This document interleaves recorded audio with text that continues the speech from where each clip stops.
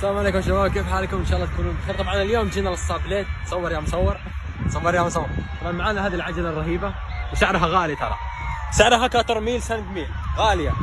طبعا هنا معنا المسجد الاعظم، مسجد الجزائر الرهيب الذي بنوه ب 200 مليار مليون دولار.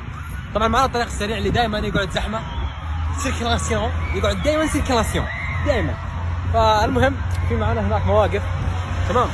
سعر الموقف ب 2 ميل. انصح اي اجنبي يجي للجزائر الجميله الرهيبه يجي للصابليت. طبعا مكان رايق، طبعا تفرش سجادتك وتاكل رز وتخبطها بالكبسه وتخبطها بشطيط حلحم والكسكس والطعام، يعني جو رهيب حلو.